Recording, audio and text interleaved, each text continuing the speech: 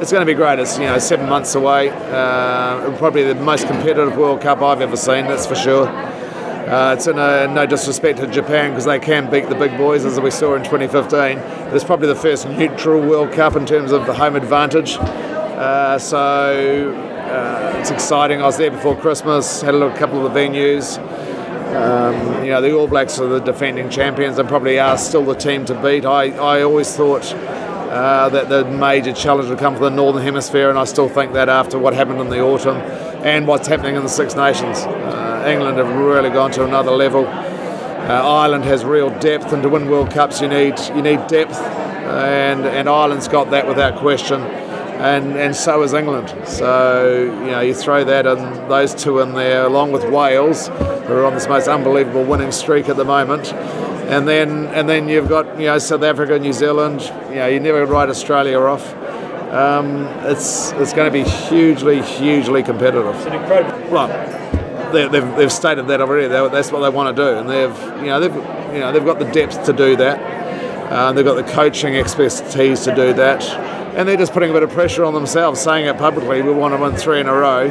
Is quite a bold statement. So they had a few hiccups in the autumn, which they will be concerned about, but it's giving them an opportunity to find the right people. Do you think I don't know if it's really a blip. I just think that England and especially Ireland have got our number in terms of the way we play the game.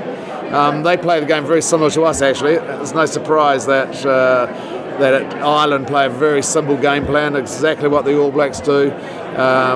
Best prepared teams in the world normally win, and that's what Eddie Jones has done, and he's now got depth. And also no surprise that the best teams in the world at the moment have got the best coaches. Not really when you look at the team that was on the field. And Eddie's had a major problem with injuries, but in doing that, it's given other players an opportunity that probably wouldn't have been there. The two flankers that played in Ireland probably wouldn't have been there. To have Vunipola back, I think Marco's going to be a bit of a loss over the next few games. But to have Billy back, he's got go forward. Big engines, so you need big players. It's interesting that you. I think there's been a shift. Whether they've caught up or not, they've worked harder.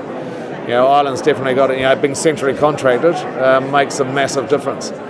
And England have got depth. They've got more players up here than any other country in the world. I think there's a million participants in the game, which is phenomenal. They've got a lot of money. So no, it's not a surprise for me at all.